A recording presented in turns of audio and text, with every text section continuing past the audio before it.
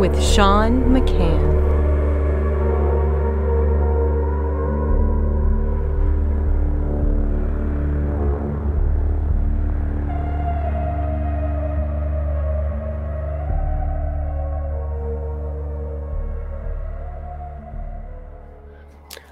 Greetings. Welcome to Wake the Dead. Today, we are very happy to have first-time guest, Gray. Welcome, Gray. Hello. Thank you for having me. Well, it's a pleasure. I have been listening to your work and your words, and it's been extremely enlightening. I've been, myself and this show has been going down the rabbit hole of mind control. Basically, that's like the main focus of my show is, personal, like individual sovereignty. And we own ourselves and our mind and our will. And mind control is slavery, right? So that is the main, that's the evil root that this show has been chopping at, and so like we have obviously gone down the rabbit hole of trauma-based mind control, satanic ritual abuse. We've spoken to many individuals who have experienced this and to share the depths of depravity and scientific. It's a science of trauma, and the mind works with everybody the same way. It's like adrenaline. It's like it's a safety mechanism to preserve the self, and so we've been going into that, and it's very enlightening to learn more about ourselves and the others around us. And most of all, it's wonderful to take that information and to apply it in an understanding of the entire world system that we're in. And when we do that, we see that 9/11 was trauma-based mind control. We see that birth trauma is trauma-based mind control. We see like schooling, all the levels like Pavlov, all these levels of mind control are applied to everybody. And it seems to be, it's like run by the same evil people and families since Babylon. Today we have a new face for it, and the people just accept it the same. And you have been working to reveal the truth about all of these things, and you have a very good perspective because you yourself are a survivor of trauma-based mind control. The Monarch military, specifically that wing of the bird, I guess, could you tell us a little bit about yourself and your history, just to frame it for the audience where you're coming from, please? Yes, absolutely. So to be clear, Monarch, as you said, Monarch is known by a lot as military mind control, but in reality, Monarch is a breeding and placement program that is involved with interweaved with a series of programs. I come from what would be known as a generational family, which is a family that comes from a different type of culture that has been raising their own in this culture for multiple generations. Now, some people might, think of Native Americans and maybe different, rites of passage and coming of age, situations they put themselves into, going on a first hunt, kind of like, a heart check, little tests, things like that. It might seem extreme to some people, back when, people were coming to America, they were calling them savages and barbarians, right? And then you have an opposite end of the spectrum, say like maybe Jehovah's Witnesses or Mormons. And to normal people, that's also extreme. They don't raise their young like that, and a lot of it doesn't make sense and is just, it's just different to them. But that doesn't mean that these things haven't been going on. Yes, there's a lot of different types of people, different types of cultures, different types of ways of life. And I came up in one that not everybody's familiar with. And loosely termed, I would say you could label it as Luciferian. There's degrees of Satanism, Luciferian, and more benign terms. But either way, it's primarily consists of what's known as occult pathworking. Now, occult pathworking is, again, just a series of rites and rituals, initiations, rites of passage, just tests, just a way of bringing up someone to, affect their development. Just like a normal kid, it goes, is taught shapes and colors and numbers and so on and so forth, right? Just a curriculum, just a way of life. So, but a little bit different, right? Now, like you said, since Babylon, these things go way back. Who has been ruling the world? Who were the, official, by the very definition of the word, monarchs? What territories were they ruling? What families? Did they go by the same name? Did they disguise their last names? Did they interweave? Blah, blah, blah. But anyways, going back to my situation to kind of bring it in. So on one side of my family, it was a very generational aspect. And on the other end, they were generational as well, but a little bit more tied in with the military. Now, in World War II, my grandfather was an air engineer in the 871st and got pulled into OSS. He also did work on NASCAR, and his sons were professional racers. And having been to war, he understood what we were up against, and sometimes bad things had to happen for the greater good. He also understood high risk, high reward lifestyle and was fully committed, obviously, grooming and entering his sons into this lifestyle. So when it came to his grandchildren, it was the same thing. Now, at the end of World War II, as many people will be familiar, you had Project Paperclip, which was taking a lot of these scientists and whatnot from Nazi Germany, and some went to Russia, some went to Japan, and so on and so forth. A lot came to America, and they had been doing a lot of testing with behavioral modification, which is essentially mind control. They've been doing a lot of limit testing. How hard can you push someone? What are the tolerances of the body before you permanent damage, death, so on and so forth. Things like that. So it's widely documented, well established that we absorb these people. And at that point, that kind of led to the MK Ultra, which was just a massive umbrella of research, understanding everything from A to Z. We were understanding people, the ecology, we were understanding substances, how they can be administered, short-term, long-term effects, side effects, blah, blah, blah. Everything, every aspect of life. This was an all-encompassing thing to understand, how everything affects behavior, right? So at this point, around this time, also the National Defense Education Act was passed. And that was in response to Sputnik, kind of like the space race. We had to make sure that we were training everybody to essentially be smart, because this is a race. We were in the Cold War, right? Entering the Cold War. And this is really when all this mind control and behavioral modification got absolutely industrialized and started just really cranking out under the government for the nation. Now, not everybody that's involved with this would be what I would call a believer.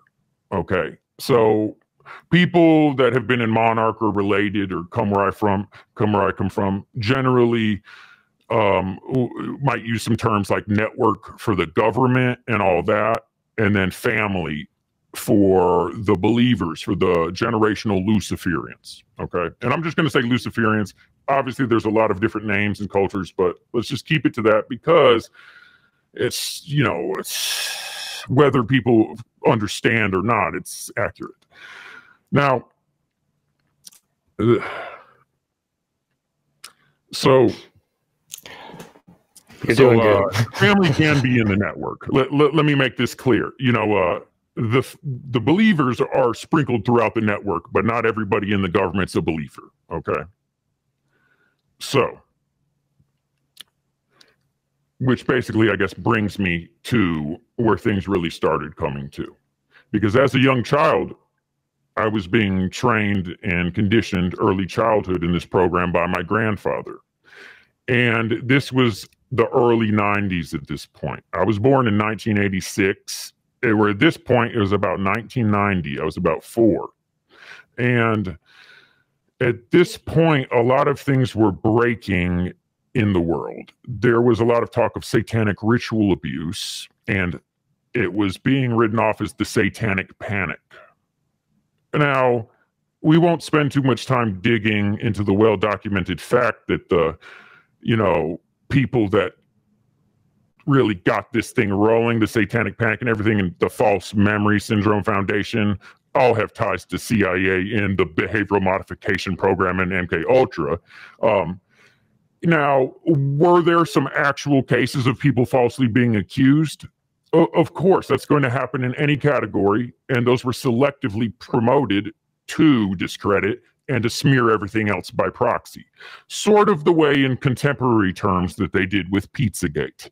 You know, promote some part that makes it sound ridiculous, tie everything to that, smear by proxy, rinse and repeat. So, around this time, there was a group of people speaking out, and, you know, especially in the IC, the intelligence community, there was men finding out that there wasn't just behavioral neuroscience, unethical behavioral neuroscience being applied to children. This wasn't just weird trauma that was specifically designed to elicit Stockholm syndrome or to elicit that natural response of dissociation as a mental defense to compartmentalize the brain so they can, you know, do their tricks with it to try to program essentially to a computer. You know, the first step would be compartments if you're going to code. Now, my grandfather was one of these people that found out, you know, that, hey, these people actually believe in this dark stuff. And that was where he drew the line. You know, he understood training a child like a dog from young to be really good at its job. But what he couldn't get on board with was worshiping entities, taking orders from what they believe are entities that they communicate with in age-old altered states through rituals and, you know, such practices as necromancy and so on and so forth. And really, let's take a second to realize it doesn't matter if this stuff is real or not, because these people are doing it and believe in it and are applying it to children. So long story short is, my grandfather found out about this with a lot of other people, and they were starting to push back. Because of this, my grandfather was killed. And me and some family were handed off to new handlers, which was also our next door neighbor, a husband and wife combo that were generational morticians and funeral directors. Again, you have the generational aspect. And I would challenge anybody to take a look into morticians and funeral directors, and you will notice that is quite the generational trait. Now, I am not saying that everybody is involved with nefarious activity or necromancy or anything, but you will find that in the culture, in the curriculum, that it's at least acknowledged and observed with respect given for these age-old traditions and rites for, you know, funeral processions and passings.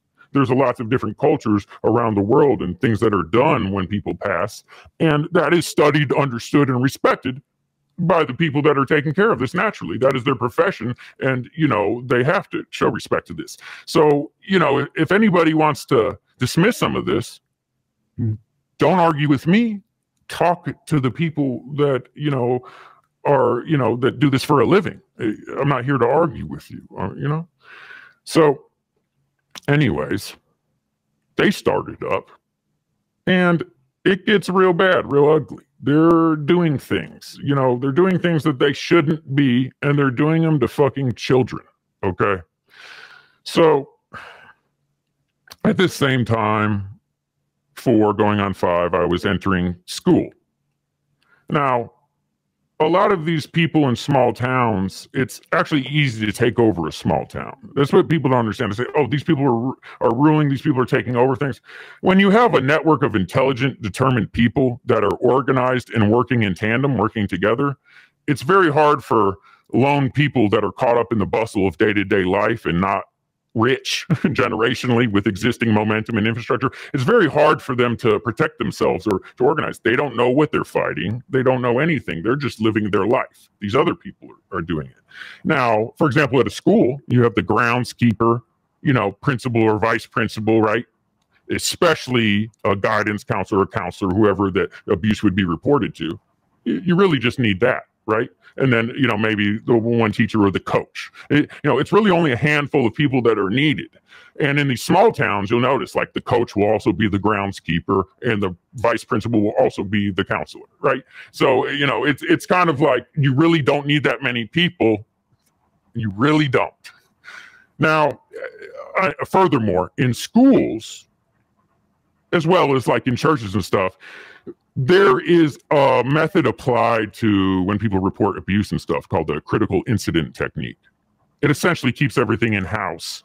And, you know, it has some pros, but the cons are essentially, you know, memory fading with time and the fact that it's kept in house and so on and so forth. But long story short, it's very easy. Doesn't the Catholic Church do the same thing? The way the Catholic Church handles it, they keep it all in house, and then it all just disappears over time. They shuffle people around, like, right? Exactly, and that's some of what John C. Flanagan, who is the World War II aviation psychologist, studied when he was coming up further with this technique that they applied to military investigations, again to keep it in house. So.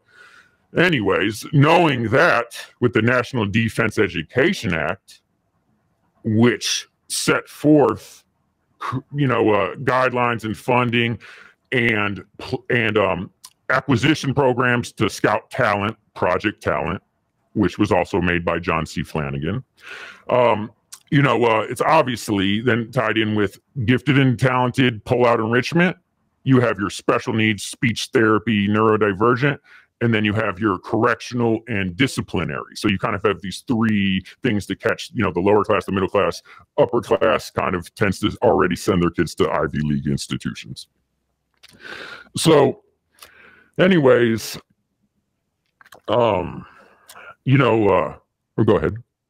Sorry, are we bringing it back to the morticians and how your neighbors, generational morticians, just trying to bring you back to your gotcha, help keep you on track. Yeah. So I mean, so you know, these generational morticians were, you know, while I was entering kindergarten already into the pre-selected GATE program, fresh out of the church preschoolish program that was like it, the morticians were desensitizing us to cadavers, you know, training us in forensic cadaver analysis so we could understand causes of death and how they can be disguised, masked, manipulated, you know, and essentially teaching us rites and rituals through necromantic means. You know, they were Saturnian necromancers, which not only it's this branch of necromancy which isn't only involved with divination, but also through occult pathworking development. The Saturnian necromancers believe that by understanding the meat suit, the body, and understanding all the organs and, you know, how we are a machine that pumps these glands and things, have you see these people start dancing in altered states. People don't understand what goes on. But anyways, they believe essentially that through necromancy, through occult pathworking, through essentially hacking the body and the mind by the most gruesome means necessary, that you can become a god. That's what Saturnian necromancers believe in, okay? So they're putting themselves through stuff and they think they're real smart, right? And they're willing to mess with children. So anyways, you know, all that's going on. And meanwhile, like I said, we're entered into GATE. And, you know, in GATE, there's, you know, a lot's coming out about this. And I have posted an article online in the region I was in. And there was some concerns about the gifted and talented curriculum. essentially it matched exactly with the Monroe Institute's Gateway Voyage, which is well documented to be involved with CIA's Stargate. Now, keeping this in-house, Stargate was claimed, there was an evaluation and it was claimed that Stargate did not produce anything useful. The company that made that claim, AIR, American Institute for Research, was founded by John C. Flanagan, the very man that came up with Project Talent to scout the children that would be entered into these programs. So I think we understand how we're keeping this in-house now. Right. So, you know, and we could go to the background of Gifted and Talented, but that's been done many places. And, you know, it all links up to MK Ultra sub-projects that were being used on children and studies on camp and at camps, summer camps, that studied children when they were separated from their parents to see how they acted. But let's be honest, it was to separate them from their parents so that then they could do what they needed to do. Right. So anyway. I'm sorry. Alfred Kinsey, the guy that like ruined people's minds, the entire world as far as like sexuality towards children, worked with his church at summer camps, and he would like do group masturbations with all the boys and stuff. And then he worked for the boys club, or what the hell is it? The Boy Scouts. You know, and like that was integrated with his church. And then he was found by the Rockefellers and given a bunch of money. You know what I mean? Like, so that's where this kind of mindset is flourishing. So please continue. Sorry to interrupt. Yes. And Boy Scouts and Eagle Scouts are tied in with the state, especially Eagle Scouts. They get recognized, you know, by you know, the whatever bureaucrats. And the Boy Scouts just had, you know, a record-breaking, you know, lawsuit, you know, what was it, 2.3 billion for 80,000 cases of abuse, and now they're filing a bankruptcy so they don't have to pay people and restructuring, so on and so forth. So anyways, yes, and, you know, the Order of the Arrow and so on and so forth. You know, if people get into RAMCOA survivors, which is ritual abuse, mind control, and organized abuse, which that name was coined by the International Study in Science of Trauma and Dissociation, ISSTTD, or I may be butchering that, but you know, as a sub-interest group to kind of be studying this, you know, but so there's existing RAMCOA survivor communities that have been around for decades. And, you know, a lot of this is just kind of well known and discussed behind the scenes. So anyways, you know, was raised up, grandfather was doing it, grandfather got killed, morticians, you know, went through Jehovah's Witnesses preconditioning. And another aspect of this that needs to be understood is people that are in this and that raise themselves like this, you know, they believe in duality, dichotomy. There is a balance. And, you know, essentially, you know, part of this is creating a split personality, creating a left brain, left-hand path, right-hand path, having kind of like a daytime personality and a nighttime personality that does everything in secret. You know, there's a strong balance to all this. And part of it, for example, would be that as a kid during the day, I was a Jehovah's Witness and, you know, wasn't allowed to watch TV or music, wasn't allowed to hang out with anybody that wasn't a Jehovah's Witness, you know, had to talk real nice, only health food, couldn't have, you know, any fast food, any soft drinks, you know, Coke, Pepsi, whatever, soda, whatever y'all call it. And things like this. And then also, when something bad happened, it was like turn the other cheek, right? So now on the other side, they would let me eat anything I wanted, watch all the movies, indulge in bad things, and, you know, really encourage activities that would, you know, be left brain or right brain instead of left brain, because obviously right brain is left-hand path.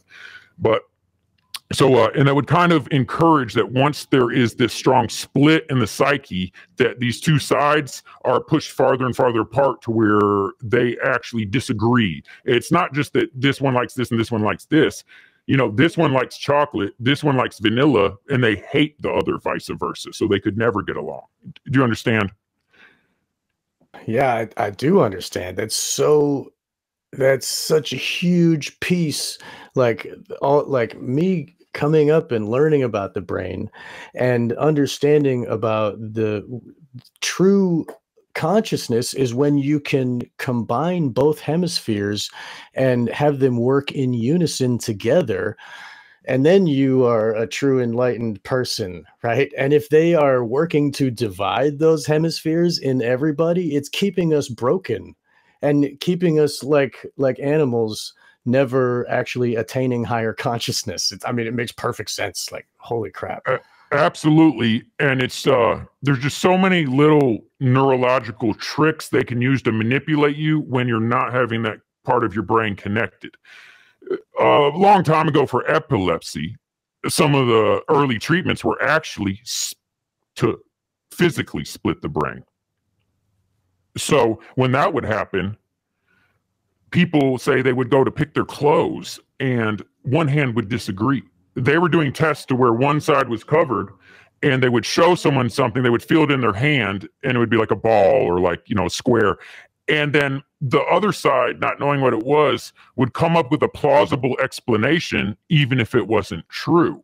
And not that they're lying, that they're just trying to make sense and connect the dots, which is something you can hear a survivor that has not been in enough, that, had not done enough work on themselves or is just at a certain place. Sometimes they can get confused, think they're telling the truth, when in reality, it's just their left-right brain doing what it does as its job, which is trying to explain the situation with the information it has, but the communication cord is cut, so it might not necessarily be accurate. Wow.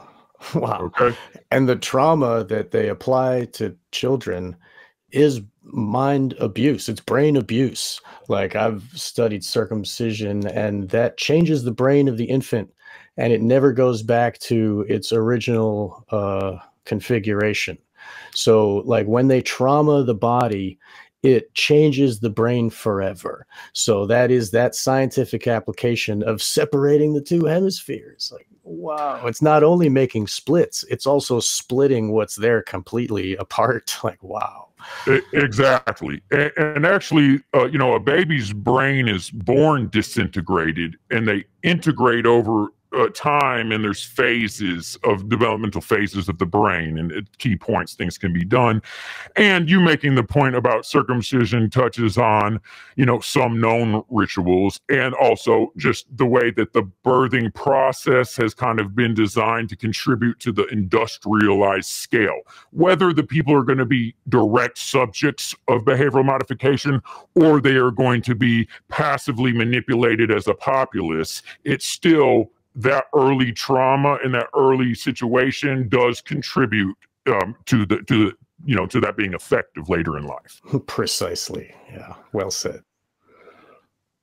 So, going from this, I am in upstate New York at this time, and, we were raised on the edge of the Adirondacks.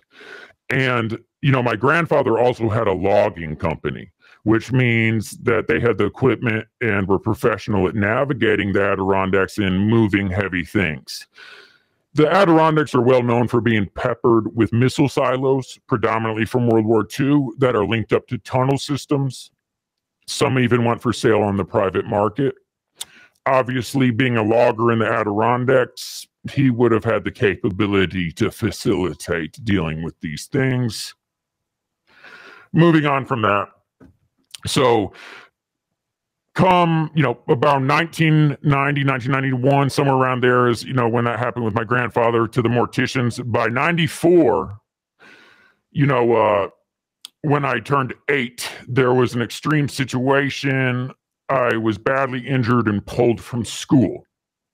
Simultaneously, my family received a settlement from the government, supposedly for experimental back surgery that my father was coerced into having, that left him in a wheelchair. My family has suspected that this was to get him out of the picture to handle us while my grandfather was removed, which makes sense. Either way, I remember the settlement check, stemming from the GATE program. And this was immediately prior to, the apology. Well, this is immediately prior to the 1995 Advisory Committee on Human Radiation Experimentation, which also had testimony about mind control on children. And, Bill Clinton had an apology for that. And I remember, having been a part of this, and again, the group from the 1995 ACHRE that was pushing this to come to light, had been involved with my grandfather and so on and so forth. So, it's kind of making sense with this war. So anyways, at that point, my family moved from New York to Nashville, Tennessee. So as soon as we moved from Nashville, Tennessee, my family split up. And then it's pretty much just me and my brother with my mother in Nashville. One of my sisters had went to San Francisco. One of my sisters was around, but a little bit older, so never at the house, right? So it was me and my brother and my mother. And my mother, up to this point, growing up, my mother had always advised me that when she was a child, her World War II father used to come in. Just to mention, in New York, my grandfather was my father's side, right? So my mother and her family was from Chicago. So she would always advise me when I was coming up that the people used to come over from the temple and lay her down and abuse her. And she would advise that her World War II father would come in the room in the middle of the night and abuse her and her sisters, so on and so forth. Her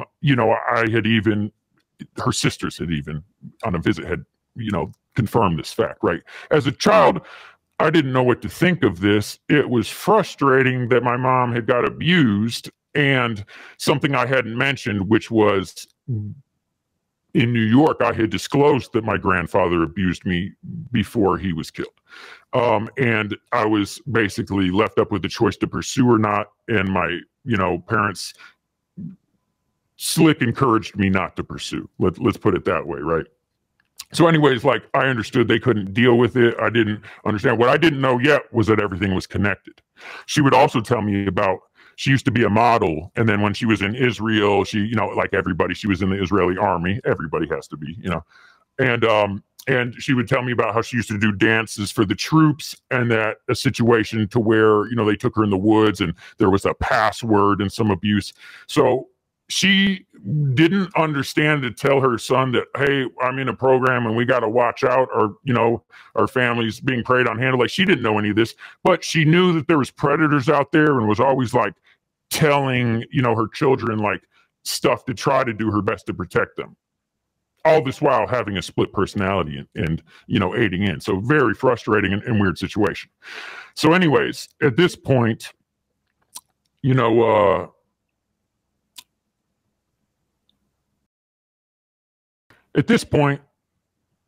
we are across from what's known as the Gordon Jewish Community Center, and they have a program called Making a Mensch. And over this program was Coach John Connolly, who was also the groundskeeper, and the headmaster there was Ed Finkelstein. And John Connolly was naval intelligence and became our family's handler in the program for this period of time. And I've discussed this elsewhere, but overlooking in the highest elevation of this area is a place called 6666 Brookmont Terrace, Wessex Towers. And that is where a lot of these operations were being ran from in the area. I have also posted on the internet pictures that I took myself of the ritual site, as well as newspaper articles confirming actual satanic activity by law enforcement at the park that was right across the street here. And there is a special, what do you call it? An amphitheater in the park that was made. And it has, the stone, it has an altar, it has the stone with the butterfly. And, this is public park territory. And they say, oh, they're doing these rituals at parks. Come on now. One, it's verified by law enforcement, so there is nothing to argue about. Two, if anything does happen, this is park land and it's going to be hard to automatically get them. They have an off-grid Eagle Scout cabin out there, and the people assign the park rangers or the police that monitor the area. Now, most of these happen to be young in the Brotherhood, the Masonic Brotherhood, which is just, doesn't mean they're a bad person. They're just police trying to get promoted and trying to play the game that everybody plays, right? But they don't understand, right? So, you know, they might say, hey, the Eagle Scouts, you know, they're having, you know, the party and they're telling ghost stories. So if y'all hear some screams and people screaming bloody murder, you know, just let them be boys, right? They might say, hey, these kids are in here and we need you to scare them. We need to teach them a lesson because they've been messing with so-and-so's daughter again, right? So then, you see what I'm saying? So like, the people doesn't mean everybody involved is malicious. Some of these cops that are, you know, looking around could just like be confused, manipulated, tricked themselves. They also have people that are involved that walk the perimeter getting towards close and make sure that the park is in fact closed and make sure that no stray people are there. And obviously in the ritual dates, it's very, you know, it's very controlled. They bring out devices during rituals that make it impossible to record. They will flood any recording with different frequencies of light, so you will get nothing. They have stuff to jam audio. They're using jammers and things like that. You know, this is sophisticated. Sure, there are people that aren't operating sophisticated, but at the top level, this is an intelligence operation being ran by consummate professionals. You understand? And there is always what's called a sterile protocol in place. It's not just that it's hard to catch them. By the way that they will only do it, it's almost impossible to catch them because it's a sterile protocol. It's just simply, it will not happen if it can't be secure. Does that make sense? Yeah. Obviously, rules get broken from time to time, but, you know, and people who doubt any of this, just tell me what you know about ongoing and active intelligence operations. Tell me what you know. You see what I'm saying? Like, to act like, oh, this would blow, everybody would know about this. It's talked about plenty, and there is plenty of proof. Like, I just can't even. Right. And it's compartmentalized. You know, like you said earlier, the porch masons that are walking the perimeter, they don't know what they're doing. They're just following orders. I mean, everything is like that, you know. Exactly. I would routinely get information from these lower level police officers, and it wasn't for good things. And what did they know about it? I'm sure they knew nothing. They were just following orders and giving the information. Who knows? They might say, hey, you know, my daughter's boyfriend beat her up. Tell this guy the information. You're like, who knows, right? You know, it could be anything. Right. So anyways, you know, so any Nashville is a hub of Luciferianism. Like, they've got the Key of Solomon is like in the structure of like the way the buildings are laid out. They've got an exact replica of the statue of Nike with, what the hell is it? Athena with Nike in her hand. You got the Parthenon, right? Parthenon replica. You have the Bicentennial Mall, which is the symbolism. You have so much. You have so much. Getting into East and West Tennessee, Oak Ridge. Totally. Nashville is a mecca. Right. A mecca. Absolutely. Yeah. It was weird. Like, I lived there myself, and for a while, like 5 years, and it was weird. It was like there are a lot of like super rich people on the same street as like super poor people, and it's all jammed in together. It's and like with different, there's like 5 time zones, or not 5 times, 5 area codes, and like it's all like it takes like an hour to drive all the way across town. I mean, it's huge. Yeah. One thing that a lot of people won't know is, you know, Williamson County is one of the richest places in the United States. I mean, we're talking, I think it's like top 3. Is that where Franklin, Tennessee is? That is Franklin. You have Franklin, Fairview, which is the cheapest part of it. Then you have Leaper's Fork, which is the absolute richest old money part where all the country music stars live. And then you have, between Fairview and Leaper's Fork, is you have Fernvale. And Fernvale is unincorporated. And you'll notice a lot of this activity they push in unincorporated areas, or what's called a census designated place. And the reason for this is essentially that there is one more thin layer of local law enforcement responding because it's unincorporated, if that makes sense. I see. That way they can have it populated with their jesters and whoever else to control the situation, whatever goes wrong. Like, exactly. If you're going to call and say, hey, I need cops out at Fernvale, you know, oh, that's not our jurisdiction. right. You understand? Right. At least for the local state level or whatever it is, you know. So, so anyways, yeah, Nashville, there's a lot going on there. And anyways, you know, I'm going through this program. There's a lot of different areas. I said Monarch is a breeding and placement program, right? So the hereditary aspect, large to do with disassociation, because that is a hereditary fact.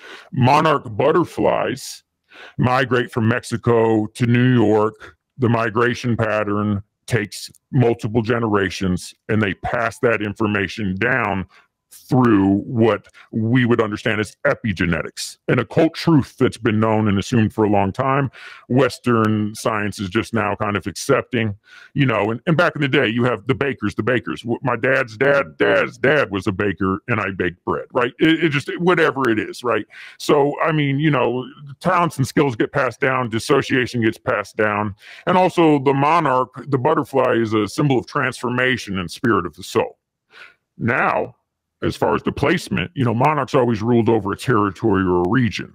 Now, we're talking about, this is the placement. We're not only talking about territories, such as FEMA has divided the United States into different regions. We're also talking about virtual territories, people sent into politics, for example, legislative, judicial, executive, to unite the separation of powers, right?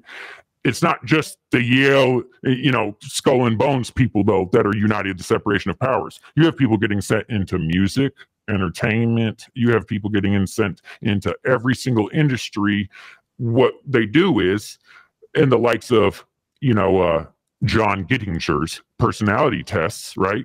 You know, who is tied in with MK Ultra and whatnot. You have aptitude tests and a myriad of testing to find out what this person is going to be good at. Okay, and lots of times once they're locked in generational, it's rinse and repeat. We keep them there. We have this family locked in on this territory, and they are running this.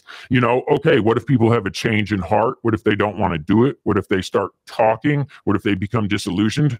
Again, that's why we're drilling in this behavioral modification, because we need to ensure their compliance. We need to ensure their silence, and we need to ensure their loyalty, their commitment. They are locked in. The monarch is greater than any one individual. Monarch is a generational plan, and anyone is expendable. So at this point, I am getting pushed into the military intelligence aspect, because when I was being raised by the morticians and trained by the morticians, there was a scenario set up to where he faked killing his own wife in front of us and then had to go on the run, and left us a special passcode and said he had nothing left and that he'd be watching, and all this messed up stuff that left me ultra paranoid and you know, feeling like I had to do a task perfect or I was going to suffer the consequences. So when this happened, and after he had supposedly left, there was a scenario to where law enforcement came in, and after he was already gone, like debriefed us, essentially rescued us, right? That tied in later to, okay, so you know about this, right? You're using all this hate against pedophiles. Pedoccultists is the term that I like to think I coined, pedoccultists. And you know, use that as drives that, hey, you're going to become, you know, this, what your grandfather originally did, you know, this, you know, that you're going to be a spy, you're going to be a super spy, Ubermensch, you're going to be a soldier, whatever, you know, they made it sound good. At this point, I start using these things that are called cubic, CUBIC. And what this is, it's under DARPA, or at least was funded by DARPA in the SWIS program or whatever. And it essentially is game-based learning, augmented reality, and virtual reality. So if you look up Cubic, you will see some of these, and they have everything from maintaining every aspect of a, you know, naval nuclear submarine, to demolition, to, you know, to flying planes, to, you know, dismantling firearms, maintenance. Every single aspect of any MOS for the military, there is virtual training for it. And as a child, it can prepare you very early. Wow. This was taking place at the Jewish Community Center's brand new Aleph Bet school. And John Connolly hooked us up with biometric access, where we were instructed to go in after it was closed, and me and my brother would go in and play these video games. And there was, you know, one room specifically that we could go into. So anyways, wow. The next phase was they had inflatable tents that had like the actual replica of a cockpit. And that's augmented reality, to where there'd be a screen and it would be like I'm flying, you know, something or doing whatever, and augmented reality to where it's just inflatable tents. They have a lot of these at like Space Camp and stuff like that. But anyway, so just, you know, a way to train the child. By this time, you know, a lot of the early childhood was all the torture to actually split my mind into compartments and so on and so forth. After all that had happened, by the time now I'm in Nashville, and by the time I'm like 11, 12 here doing these, you know, it's mostly just training. The only time there's actually torture or trauma would be if there is some gross assignment that I'm required to do as an operative, as a child soldier, spy operative, right? Disgusting. Or it sometimes for deep personalities where there is, you know, the serious stuff, there would be a painful process to elicit that, because you kind of had to have the same pain to take you back to that place. It can't always just be a code word. Some of it's so extreme and it has to be so serious that, you know, there has to be serious trauma to get you to go back to that place. So to call up those specific altars, they have to abuse the same parts of the body, because the body memory really is what the connection is, right? Because to elicit that defense, it needs to be the same type of situation. Right. Which is part of the reason you hear about so many different weird types of trauma, because you run out of shit to do. You see what I'm saying? You're going to go back to the same place, right? Like, you know, how many different weird things can you do? So anyways, and some, it doesn't have to be. Some is like, you know, you can just make code words that are layered typically with like colors and hand signs, and, you know, so it doesn't happen by accident. But yeah, it just depends. And, you know, for the real dangerous stuff, you know, typically, you know, they like to make it so it's like really hard. And also, you know, even if you find it out, like you might not be prone to do something to yourself, right? To like say you're trying, it just makes it so hard to undo it, because like you're not going to like do something to yourself to process it. It's hard to explain what I'm saying, but either way, it's, you know, like you wouldn't traumatize yourself to discover that part of your mind, right? That's what you're saying. Yes, exactly. Yeah, exactly. Like, you know, some stuff is literally like a very specific part of your body would be taking like literally a push pin and sticking it all the way in to like a, you know, say just a certain part of your body. Like, you're not doing that. You're not accidentally going to find that out, you know? Right. Anyways, so they're training you in these like tents they're giving you with augmented reality, like the fiction movie Ender's Game, where they're training children to be drone operators, and you know, in real exactly life. Right. And I have documentation. I've posted an article called, you know, actually they call it the Bender's Game Miltech, where it's talking about DARPA specifically testing these game-based learning solutions for military on children. I actually have that posted on X, and it's verified that this, you know, that for sure they're doing it with the children. Right. Why are they doing it with the children? Are they grooming them and training them early? No, they said they're testing it. Right. Right.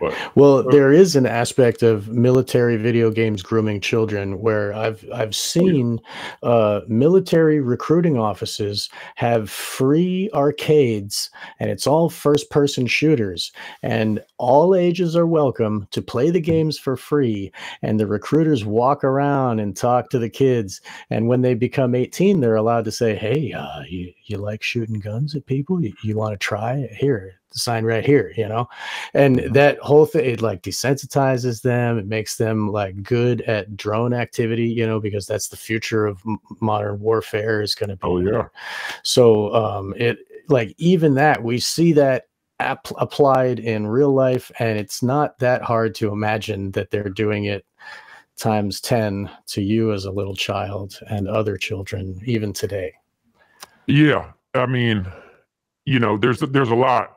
I believe the Call of Duty platform was originally made on for DARPA. Yes, you're right. Just like the internet was originally made by ARPA, right? Right. Now it's getting a little shady, so we throw a defense in front of it to make it sound palatable, right? Right. Like just like the Secretary of War got changed to the Secretary of Defense. Like they just changed the name. Yeah.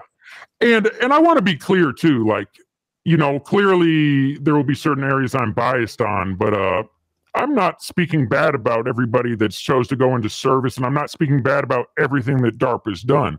There is massive corruption and the oversight to the point to where, you know, there has to be major, real, immediate audit, to say the least, and transparent representation from different things and stuff. But I'm not like sitting here saying everybody's bad. In fact, in my experience, most people are simply part of a sick trauma cycle and just caught up.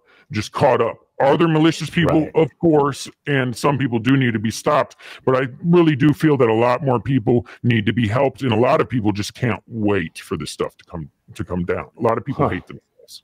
Well, I mean, that makes sense, because really it's just, it is just layers of mind control. Like, you know, some of us are free of the mind control of the illusion of government. Some of us are free of other levels of mind control, like religion, but we're still like paying money and working for the dollar. And like we, you know, there are levels that our society is under where everybody agrees with the same mind control, you know, and all those cops, they're compartmentalized. They're doing their thing. They think they're being a good man and going to help society, but then they just give tickets all day and bust kids for weed and like put people in cages, you know, but they don't recognize that they're actually harming. They think they're doing good because the mind control, you know, it's like, I always say all cops are bad, but it's not the person, you know, it's the mind control that they accept willingly. Like they put on the uniform, they're wearing that uniform of oppression. They're going to go hurt their neighbor for a paycheck, you know, but they think I'm saving people because of the illusion. And that's why, you know, all illusions need to be destroyed, you know, and I'm so glad that you're speaking this out, and, you know, what you're saying is makes total sense. You know, a huge aspect too is you notice you have your social media. Now, if you had a random metropolitan police officer next to you and looked at their social media, you're going to notice, more than likely, you're seeing the worst examples of people like him in your feed, to where he's seeing the worst examples of criminals, and you both are just getting shown the exact worst of the other side played against each other. And this has been part of the whole thing all the while, is constantly play everybody against each other so they can't come to the table and openly communicate, drop those defenses, keeping everybody in such a reactive state that they're fighting, and everybody's constantly seeing bad examples of extremes. Right. Plus, like, these cops are like, they're trained on, they live on adrenaline. They got sugar and caffeine all day, and every car they pull over could have a gun and point it at them, you know? So they have this fear all the time. So, and they have to operate in that like frame of mind. So like all those things need to be healed, you know. They are victims of mind control. They too have, I mean, it is light, trauma-based mind control light, when they have to go and like fight the gangs and shit. And like the gangs are all created in the prisons that are run by the Luciferians. Like, you know, it's another system. Yeah. Like, I mean, we should talk about that someday, and maybe talk about prisons, like, because I've been there too. Like, I understand, I've seen it, and it's like, it's all levels of mind control. Like, that's absolutely. And police too, like, and you know, there can be different levels of hazing. Obviously, that there are almost so many go into the brotherhood. Just touching real quick on prisons and the gangs. Obviously, prisons have heavy MK Ultra history, and that sort of thing can be justified because they say, okay, we have to do this. What populace can we use? Foster care children that are already abused, sure, we'll use them. Prisoners, okay. Lieutenant Dr. Thomas Naru mistakenly disclosed that naval intelligence was brainwashing prisoners to become assassins and then stationing them at consulates around the world. That came out, and that is verified. Then in the Waco Museum, talking about when the 160th got declassified, along with and the FBI's HRT hostage rescue team and the whole Waco incident, it also came out that some of these commandos from the 160th and in Delta went through some of the same process that Dr. Thomas Naru described putting prisoners through, which was desensitization, kind of Clockwork Orange sort of stuff, dehumanizing the enemy, you know, desensitization, so on and so forth. Right, just like how you grew up in a mortuary, like seeing dead bodies being dissected. Like, I mean, it's wow, it's the same process. Like, it's just applied in different areas in different ways, but it's the same process in the mind of the victim. That different dialect, different this. Touching on the gangs, using vice lords, for example. Vice lords was started at where? A juvenile correctional facility in Chicago. And if you start cross-referencing the personnel, it's going to link directly to MK Ultra.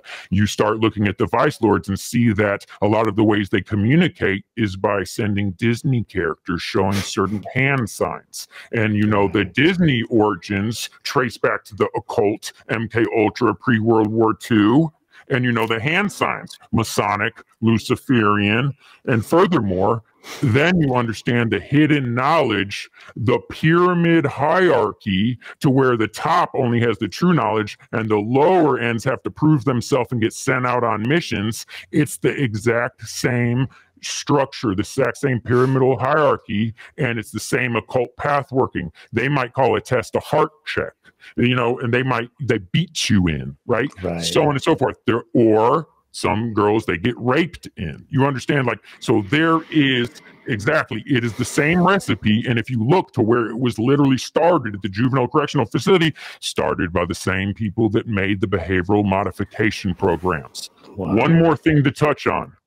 You have, like, I don't know all of them, but you have like Diddy, Busta Rhymes, Nas.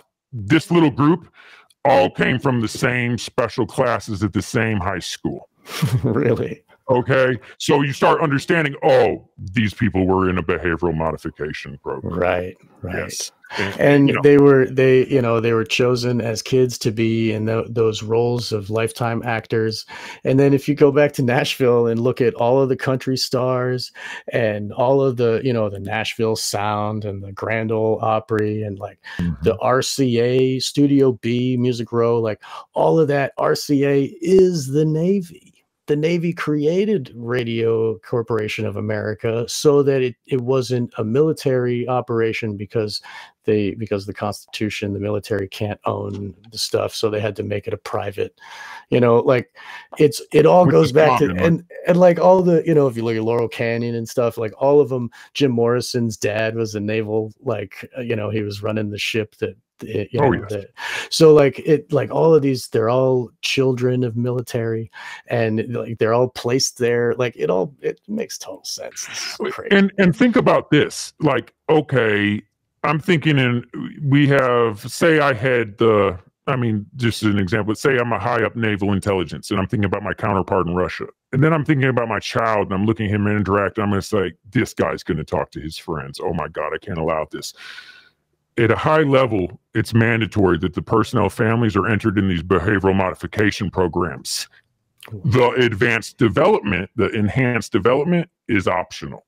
Wow. In most cases. But when you get to a certain level, they have to apply these techniques. Otherwise, classified secrets would be getting leaked left and right. And this is done worldwide. This isn't exclusive to the United States. And it makes sense in some ways, covering for national security. Okay, I don't even have to judge that. It is what it is. Again, corrupt oversight, crimes against humanity delegitimizes any claims to national security or the end justifying the means. And the military families are moved around different bases all the time. Like they have total control over the entire experience of the family. Like, wow. So again, we see how the same pattern of control with the hierarchical structure of obedience is mirrored in the military. I mean, it's mirrored in the Catholic Church. It's mirrored in all the, like the school system, all this stuff. It's the same like method of control with compartmentalization, mind control at different levels of the pyramid to keep them in place within their order. I mean, And if the people in the higher orders are willing to give their children to torture just for a promotion, they're obviously psychopaths. So like the higher orders, and we know this from like just viewing it at any angle, that psychopathy populates the highest realms of all these pyramids, because the nature of like trauma is necessary for the mental effects that they want. The victims, you know, like it has to be like it has to be trauma to cause this type of amnesia and these types of hypnosis. So I mean, and then for generational, like if they have to do it to their own kids, that like it destroys the idea of love in the child. And so like their entire line of family has been, every generation has no connection to love, and they don't believe in this love. And that goes along with their satanic culture that they ascribe to. So, you know, and then they think we are all fools for having these loving feelings, you know, and we are lesser of humans. We are the undermensch or whatever, because we are driven by emotions and love, you know, and because they are higher on the scale of what you know, the Darwinian model of social Darwinism or whatever, they believe themselves to be greater than, and therefore they have the right to rule us and to abuse us and to keep us as cattle. Like I mean, if there wasn't a government run by psychopaths, there will be soon, because that's just how it works. Like, I mean, I think it's just like, it's natural, and that's why it's the same since Babylon, and of course the same families, because that's the nature of psychopathy in the human mind. Like, if you can consider psychopaths humans at all, I mean, really. But do you agree with that? Yeah, I mean, yeah, because I mean, you go into business, and to get to the top of any business, generally you're going to find a go-getter, and you get to big business and it's dirty. Politics, oh, it's dirty. These people are, you know, fighting each other and fighting for it.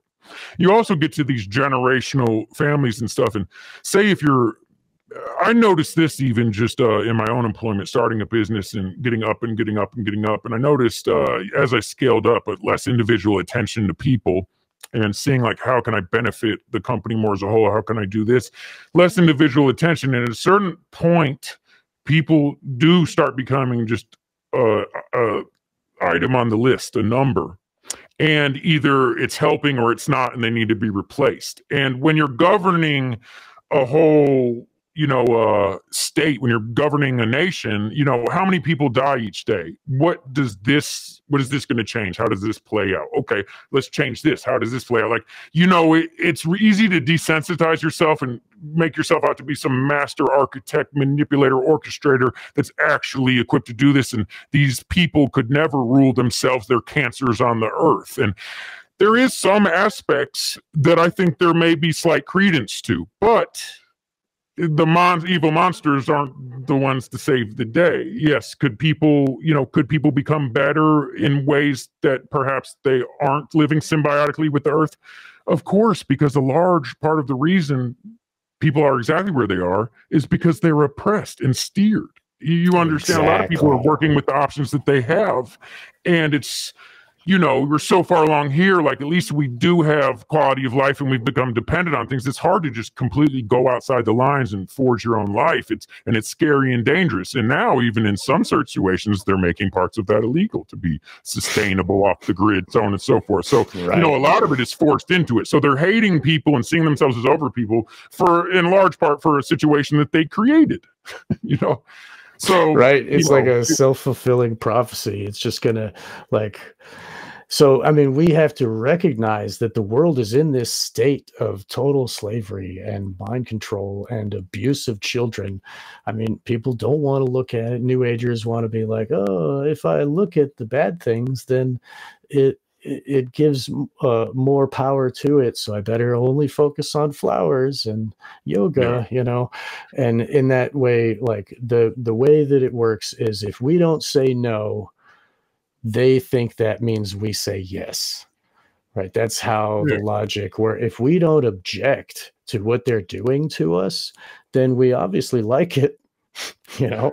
Yeah. So, and good men, if good men do nothing anyways, right. you know, so it's kind of to that time now, at least, where enough people are realizing like, okay, this is out of control. And, you know, I think people are standing up. So I do see things going.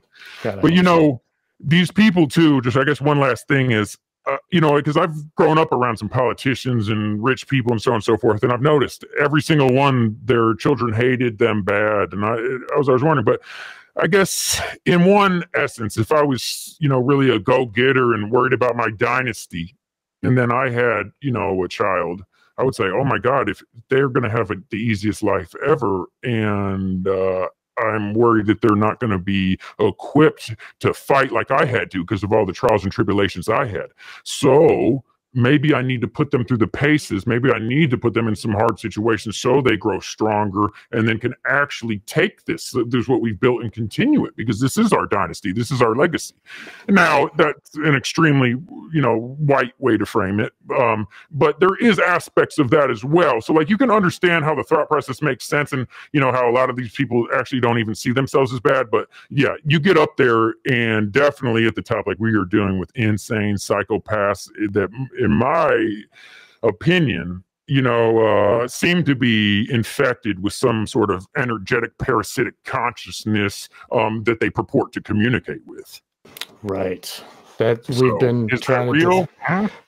Yeah, we've been investigating that on the show as well, like the demonic entities, the forces of demonization to affect the brains of the children for the splitting, to reinforce the programming, to install like the programmer in the mind of the victim, like lots of different so we're familiar with those things too. And I tend to agree with you that these entities do exist. I mean, so anyway, I'll say, like, you know, because you don't see the video streaming to your phone, but it plays. A lot of this, in my opinion, you know, you hear about Solomon and the Temple of the Mind and the demons and the seals. In my opinion, it's like this.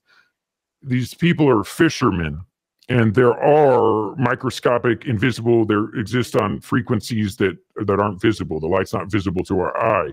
But, you know, they make a certain scent, a certain sound, you know, a certain this and that. They stimulate the five senses, okay? And the five senses are like a 5-pin key. Okay.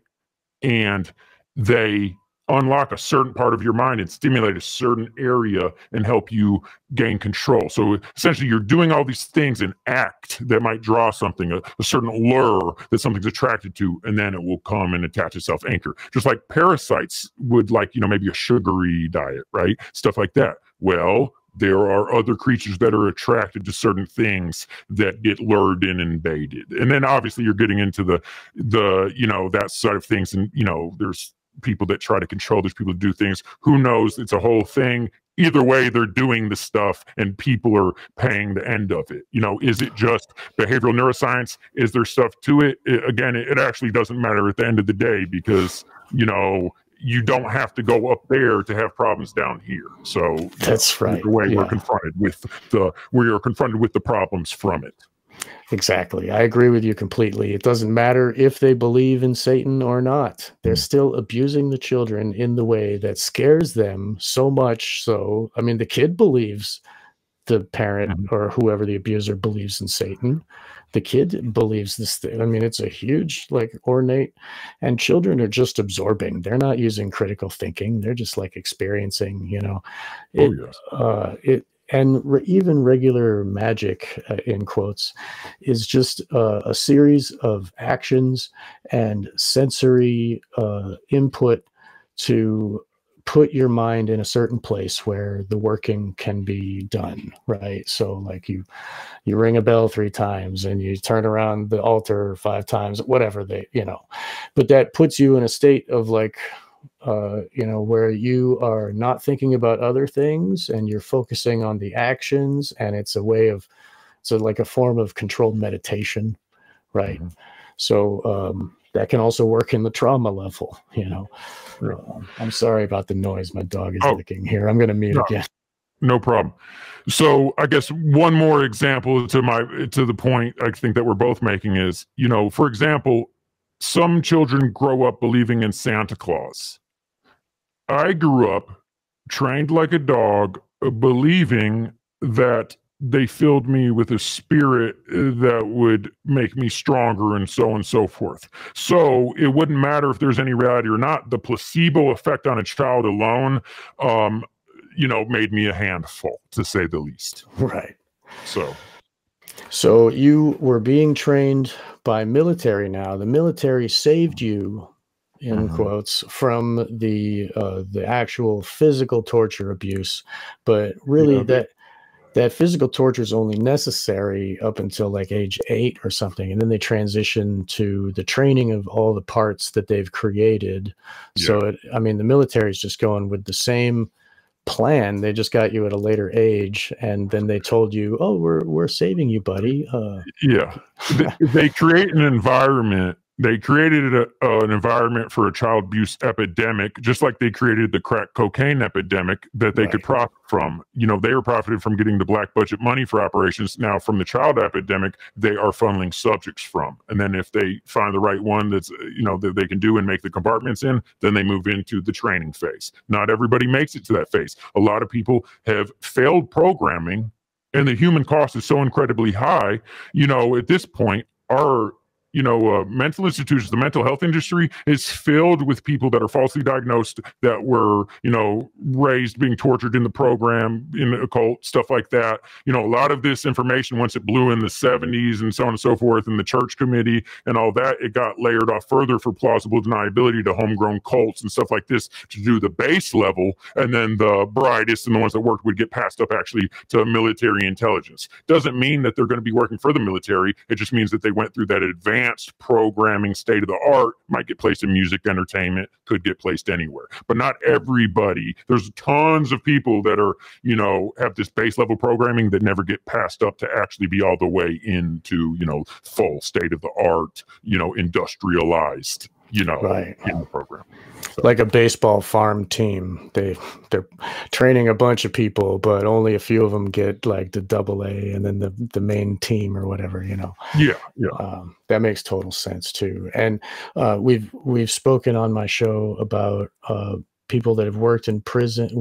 Jerry Marzinski has worked in prisons, and he's spoken with schizophrenics and spoken with drug addicts, and they experience kind of the same situation. Like the meth heads, they see like shadow people, and they get to hear the voices and such. And same thing with the schizophrenics, like they hear, and it's not just random voices.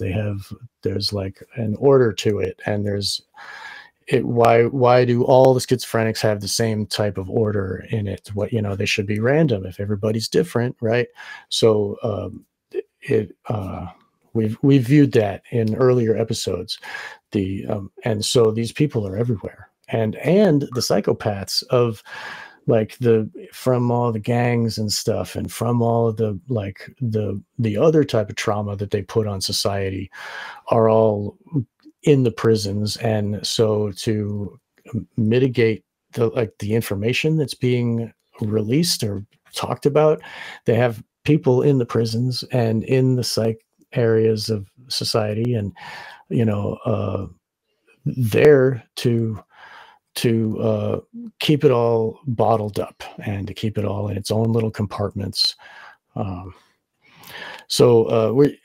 I guess we're getting towards, I know we're not really towards the end of your story yet, but we're getting, we got about another half an hour. We're kind of aiming towards, but so I guess, to sum up, so these guys, the military took you and they applied this high level VR audio, whatever, and they're able to jack into your mind with a much higher technology than the older generations that just had the physical abuse and the ritual workings and such. And so it's like an even more high tech trauma application into your sensory, like your mind, your eyes, and your ears.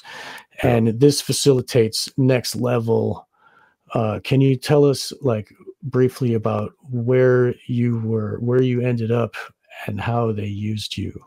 Yeah, absolutely. So I can breeze through all this part.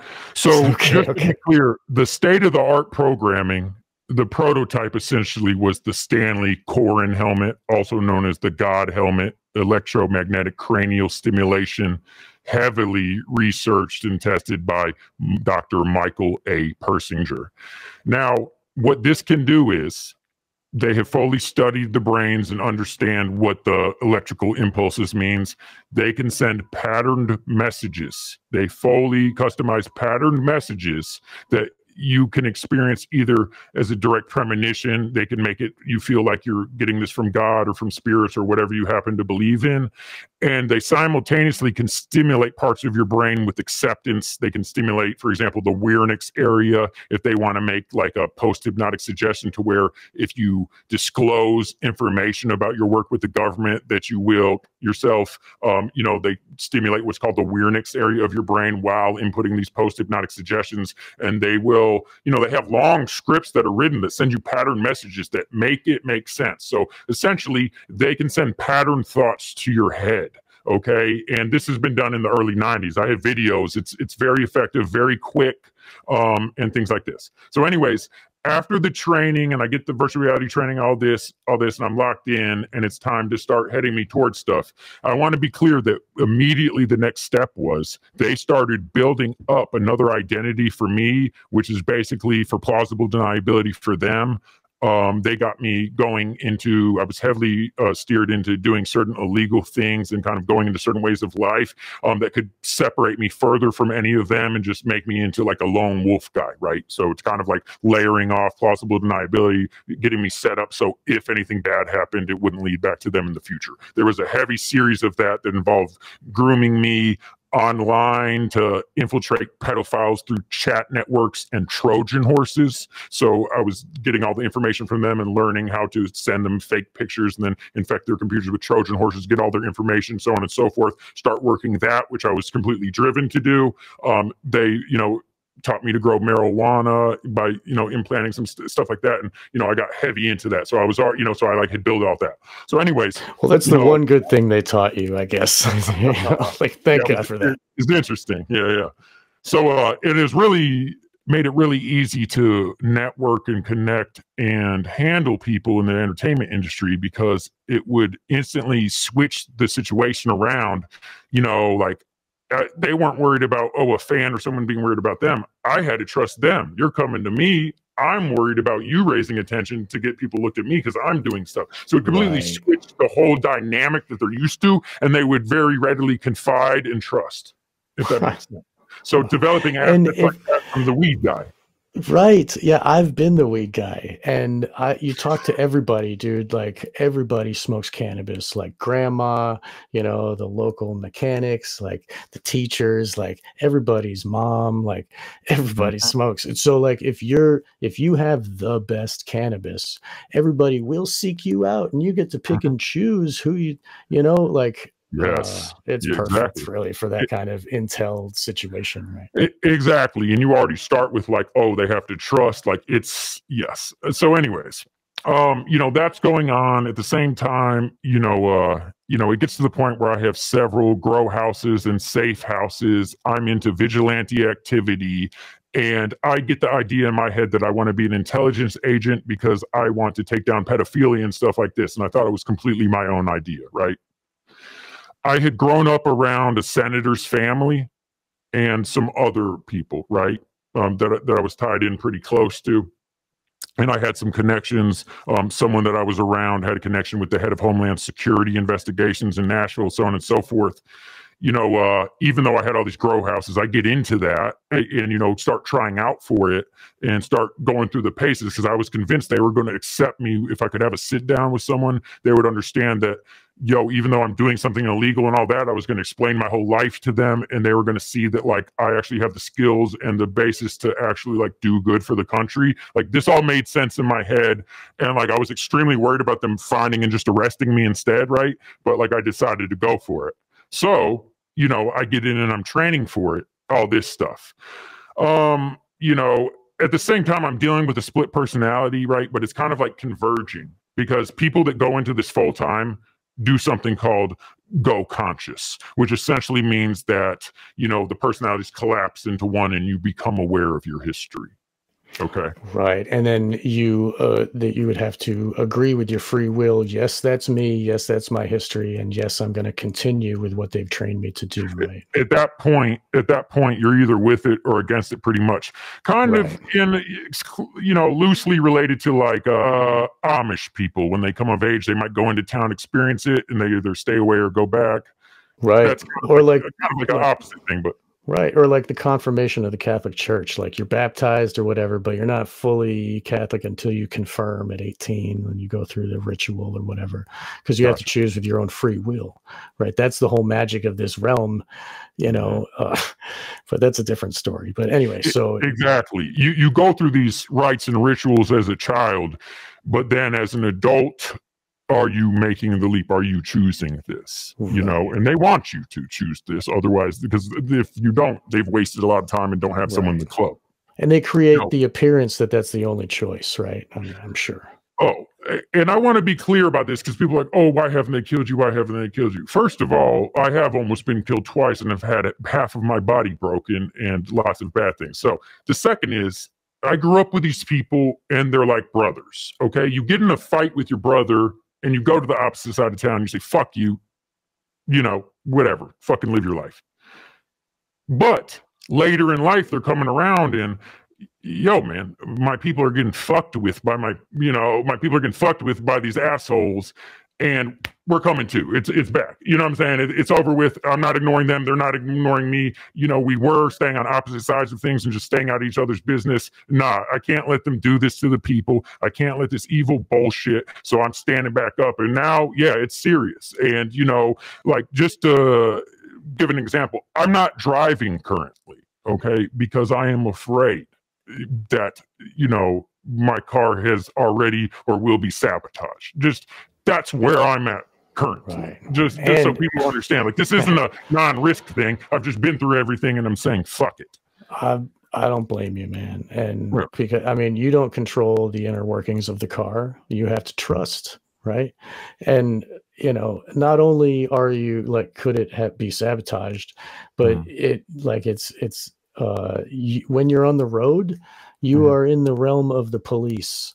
Like, they have paperwork that says that they can search your car or do whatever to you or put you in a cage. Like, when you get in a car and start driving, then you're like accepting the risk of being handled by the state, really. If you're walking, they don't have the jurisdiction to be like, hey, get in a cage now. You know what I mean? They have to have the car situation.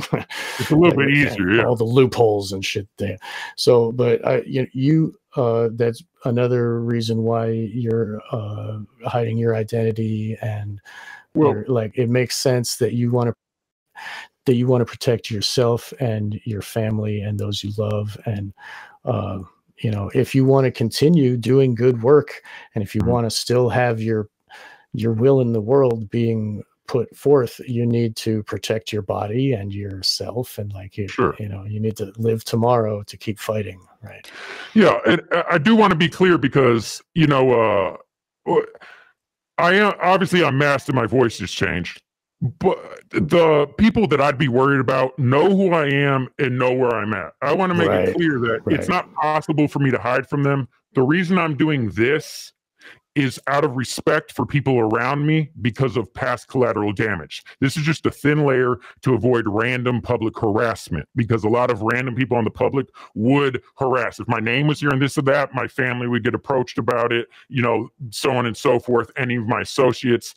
And I've already been doxxed online, but so getting here to where I am fighting these people and what's happening now. Do you have any questions before I rattle through that? No, that is really that's really one of the main reasons why I wanted to have you on, is to have you explain what you're doing now and what your fight.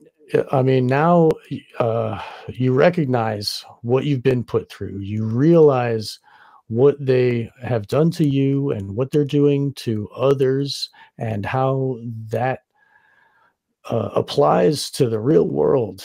And you have told us many names of specific people that abused you personally, and this is your new sword. This is your word is your sword, and your microphone is your weapon. And this is what helps break the mind control. This is what speaking it out, teaching people the truth, allows people to realize the truth and accept it into their own worldview. And that is really the fight that we need to have. That's how we break the will, or that's how we break the illusion of the police. You know, that's how we break the illusion of the governments, is to show everyone the truth, make it readily available, and with our critical thinking brains, we can decipher what is reality. And this is such a huge thing, and people need, and there needs to be justice. And I think that that is one of the main drives of your work now. And I would love to hear what you're doing, the organization that you've started, and what the mission of that organization, and what your current working is, because you're working on something in particular, right? Absolutely. Okay. Thank you. So to branch into this, in 2008, I had already been promoted to running an airstrip and black op training site that was set up in the 1980s during Iran-Contra. Okay. Now, what happened was, to bring me into the full fold, and this is kind of in the middle of what I was going through the process of going conscious, because there would be no way to hide the amount of activity that I was doing from a separate personality. Like, this was, my life was coming to, I was facing everything. I realized that they had enabled and deliberately, deliberately set up my childhood in order to put me in this. I found out everything. And what happened was, coming into the fold, they wanted me to neutralize an asset, a woman who had given the senator genital warts. Okay. So what happened was, I violently defected and left with a database that was stored underground in the crate in Nashville's Crazy Horse, the strip club that's right there at the interstate, to where you get on 40 and it goes towards 65 or 24. And there's also the underground tunnels there through the electric substation right next to it that go to the Civic Center. There's underground tunnels that go to the Nashville graveyard and all there. That was the headquarters operation that a lot was being ran out of. And what I did was went there with the head of TBI's son and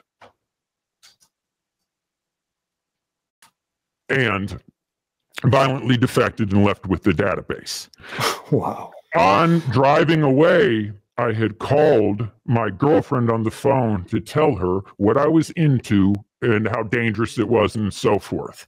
As I called her, my phone cut off, the radio turned on in my car, and my gas floored and my brakes didn't work. I already knew this was what is known as Boston brakes, which was stereotypical to use on certain assets. As soon as this happened, luckily, my car was early enough to where they didn't control the steering. So as soon as it started happening, I already knew what it was, and I started slaloming to try to not gain any more speed and crash and not die. And as soon as I went to do that, I was already being pit maneuvered. And crashed, almost died. My trunk was jammed. I've posted all the paperwork from this, and I was also assisted by people coming up. Long story short, I survived, and the database was maintained. After this, I was falsely imprisoned. Long story short, due to a clerical error, blah, blah, blah. I'm out 2013. In 2013, I instantly start what's called organized safety.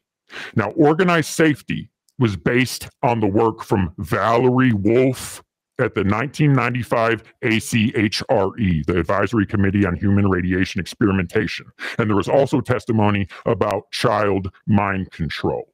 And what happened was, in a week and a half, when it was known that Valerie Wolf, who was a dissociative trauma therapist, was going to present, over 40 trauma therapists nationwide contacted her and gave her information from hundreds of clients that were blindly corroborating with the same people, places, and locations, program names from across the nation.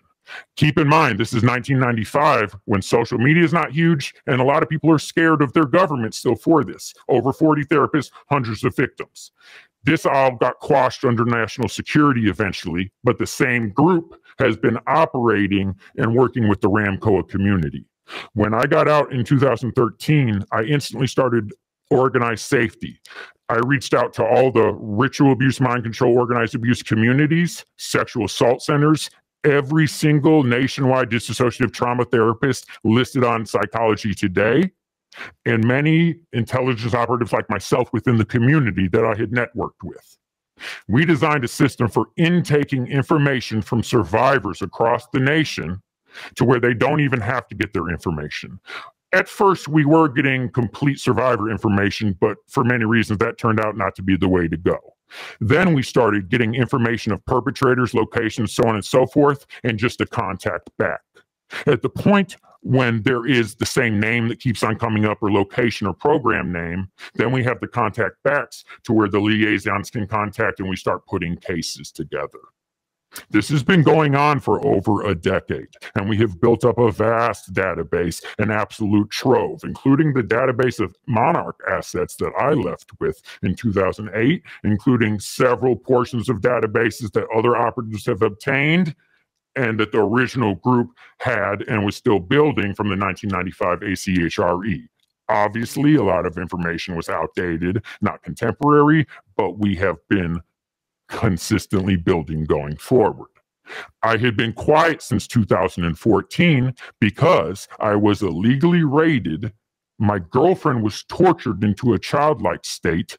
About maybe 10 people around me had their houses raided. They completely made a problem for everybody in my life, right? I got quiet. I signed an NDA with the National Security Council, other things that happened, and I had been quiet. Long story short, this whole time when we're building organized safety, I had been building a business to make passive income to fund operations. Previously, I had been growing marijuana, and obviously that was illegal, and they burned me for it. I could not use that as a means to make money to fund operations anymore. Judge that if you will. I'm trying to save children, and this is the way that I knew. I started a new company, and I built it up. 2022 came, and finally I had employees and passive income, and I say, now is the time to go back public and finish this. As soon as I started to, heavy sabotage. I have proof, and I have posted this. As soon as I talked with my partner and stated that I was coming back public, I had a purchase on my website for $666.66, followed by an immediate chargeback.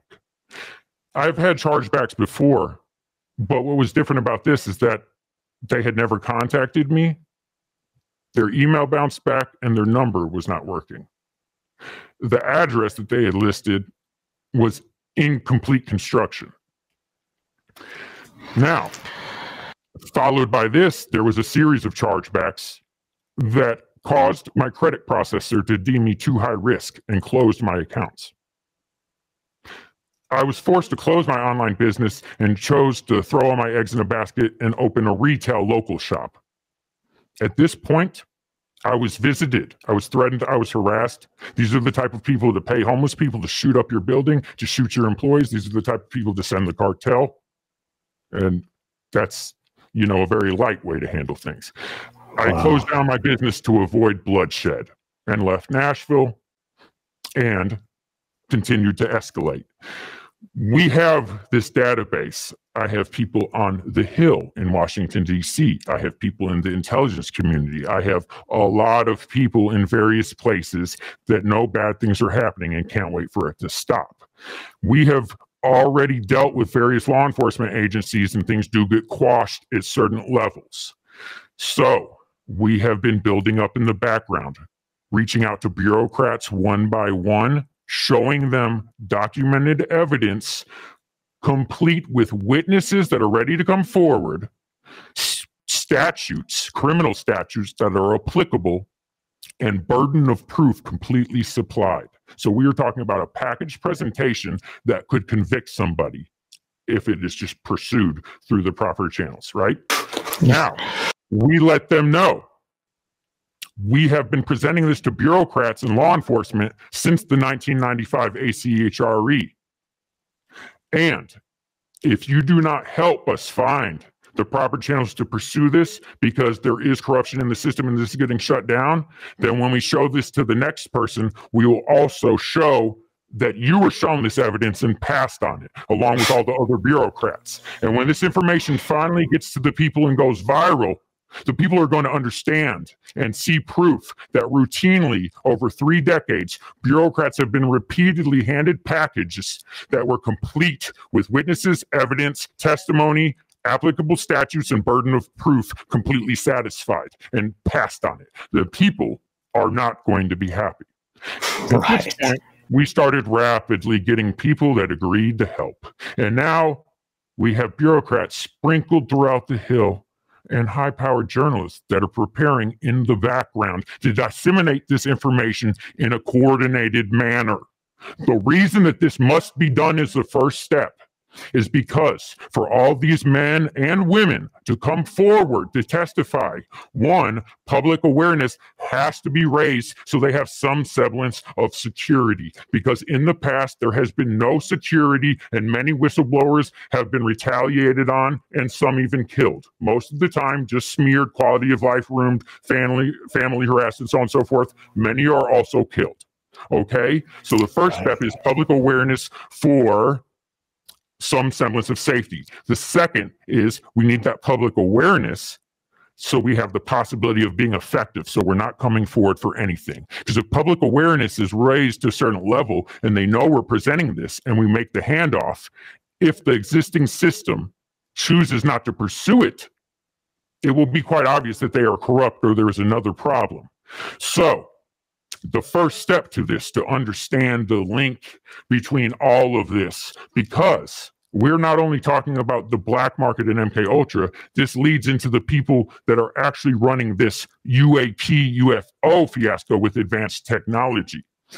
And we have made the link within the past week to the bureaucrats, showing them that in Operation Armadeus, Watchtower, and Pegasus, all the way back to Iran-Contra with Oliver North, all the way back to smuggling coke into Mena, Arkansas. Even back then, the investigations concluded that to flip the switch of the satellites and the radar so they could bring the drug planes in, that there had to be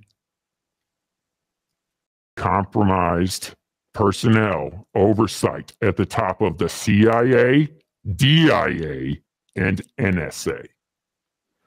So the switches for the satellite and the radar are getting flipped for the black market drug smuggling. The special forces soldiers that are being used for the black market drug smuggling to create the black budget money to fund these operations are also being used as enforcers and burned when necessary. And the same satellite radar oversight trick also obviously is being used by the people controlling the UAP UFO fiasco.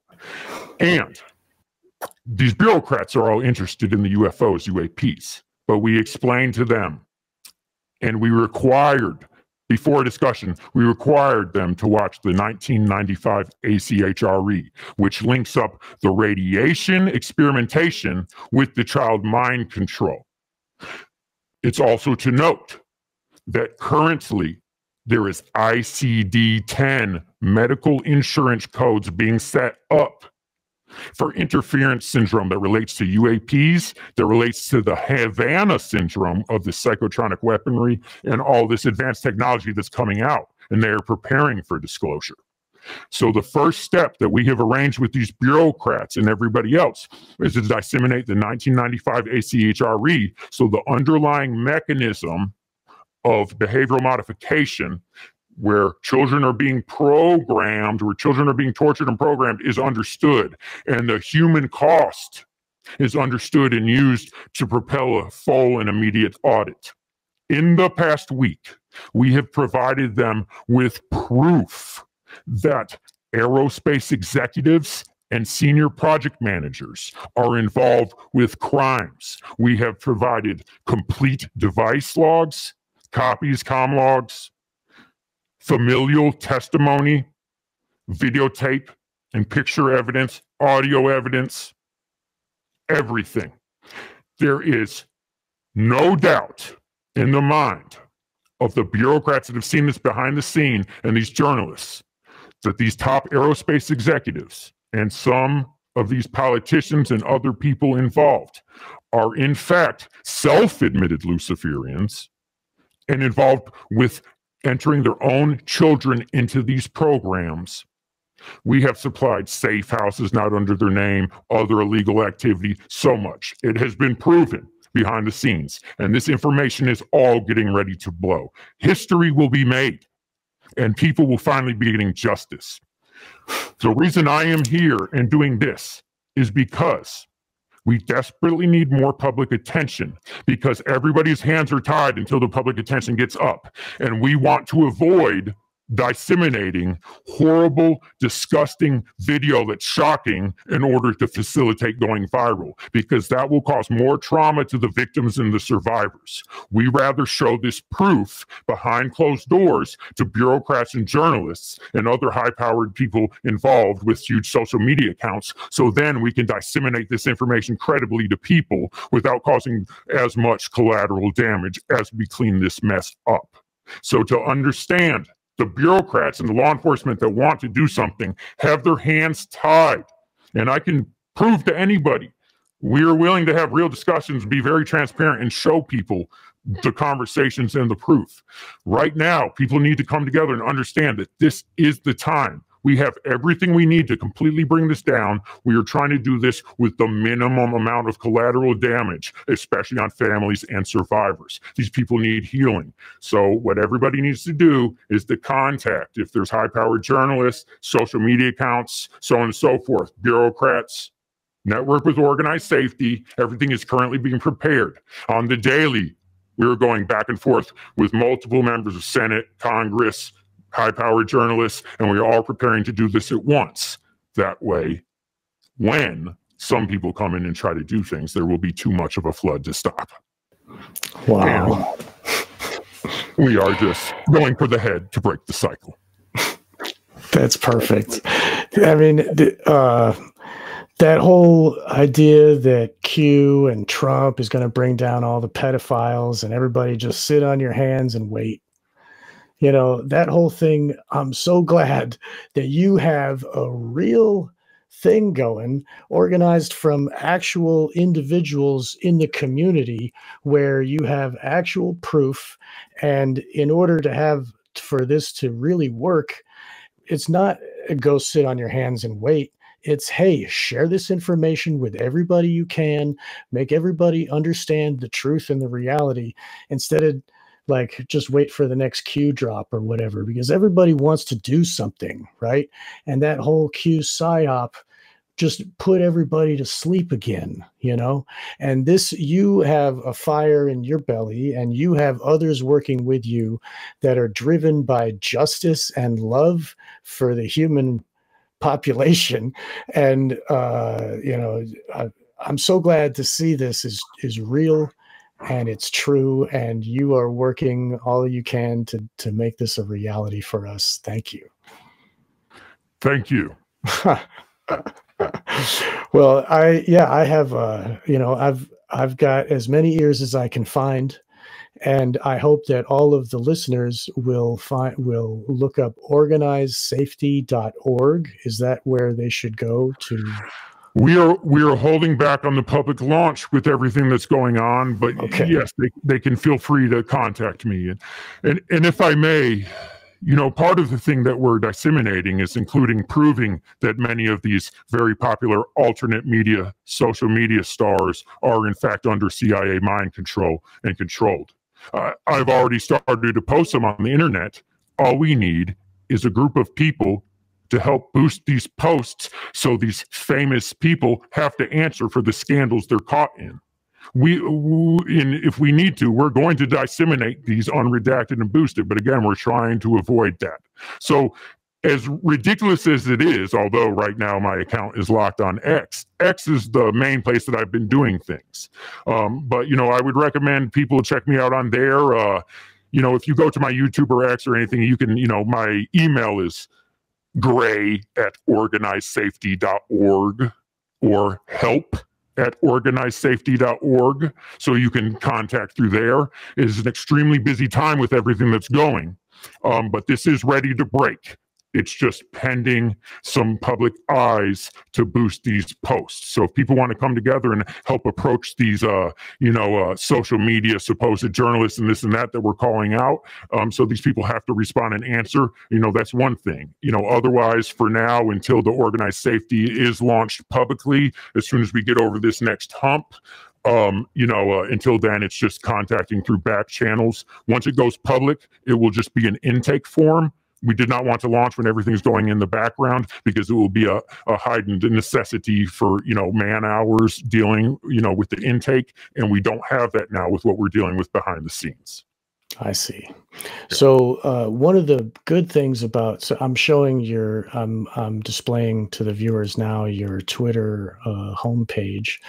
And one of the great things about X is that everybody has a voice. Everybody can say their voice and they can, share other people's voice. So this is a wonderful tool that we all have at our disposal.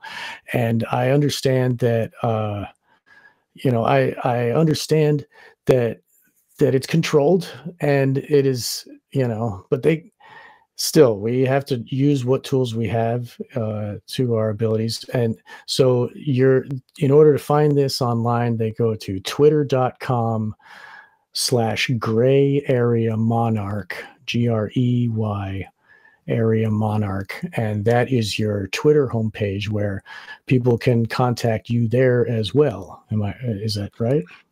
Absolutely. Through Twitter. And then, you have all the links there to Rumble, to YouTube, and all my emails and everything are posted there. So, yeah. And social media is social media. Everything, in my opinion, everything is compromised. But here's the thing is, it doesn't matter. We're pushing to air everything out openly. It doesn't have to be a secret. We're just pushing for this openly. That's it. There is no trusting any of these social media outlets or people that run them, etc. Just to be clear, we're just merely doing this everywhere. The only reason X is the selected one is because it's a balance between not deleting my posts in my account, even though it's locked, and effectively reaching people. And it just happens to be the one that I landed on currently that seems to be facilitating rapid networking. Well, it is effective. I mean, I follow you there and I see your posts. If you're shadow banned or not, I see it, and that inspired me to invite you here today. So it is effective and I'm glad you're working at it. Use all the tools you can. And speaking of that, you also have a YouTube page where you teach people more about what you've shown us today. Your videos, you connect many disparate things that seem unconnected, but you have a very good ability at connecting all these in a logical way for the listeners to follow. And I think you're a great teacher and I think you should keep doing it. Don't let anything stop you. I mean, I can see you are driven and I'm so glad you're working. I mean, great. Thank you, sir. I appreciate you. Well, thank you. We have landed on the proper time to stop, and so I'm very glad that we got all that information out, and I look forward to a future conversation. I hope that this is a channel of information that we have connected here, and now when you have information that you want to spread, contact me for sure. And when I have questions for you, I will be contacting you. I look forward to our future conversations. Thank you, as do I, and I appreciate everyone's support. Awesome. Yes. People, is there a way that they can donate to you? Can they donate at your at or organizesafety.org, or is there if they were wanting to donate to organizesafety.org, this will be coming soon. We're good for now. I would ask that people go to the Imagination podcast from Emma Catherine and donate to her, because what she is doing is helping all survivors, and some funds can eventually make it to the right places. That is where it needs it, and that is where it will be well put to use for the greater good of the people who actually need it.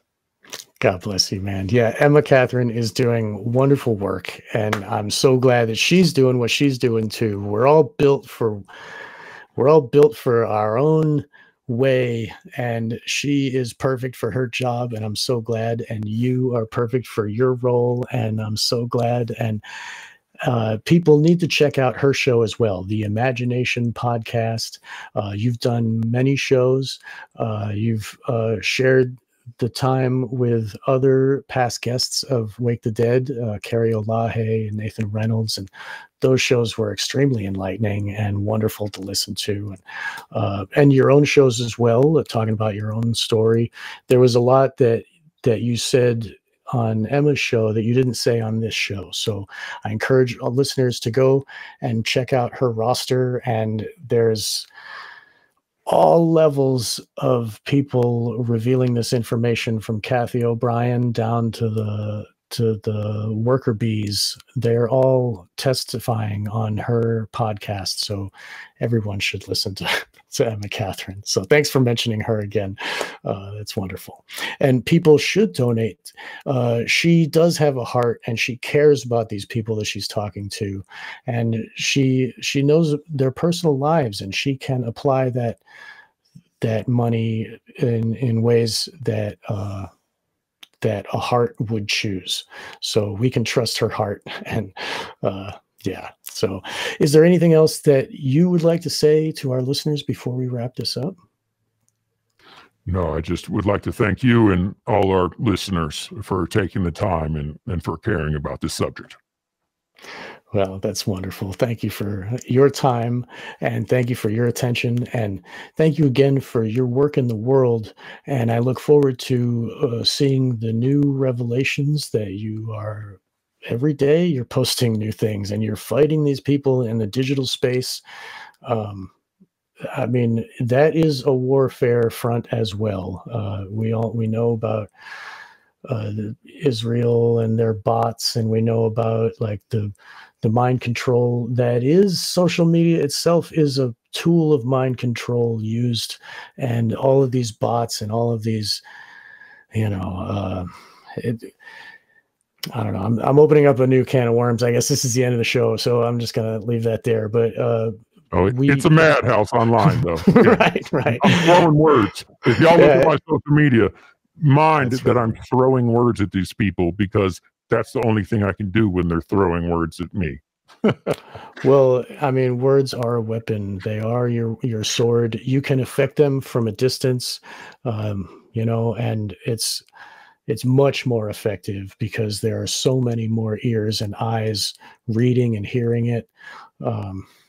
Thank you again for what you do, and thank you, listeners, for joining us. We will see you next time on Wake the Dead. Thank you.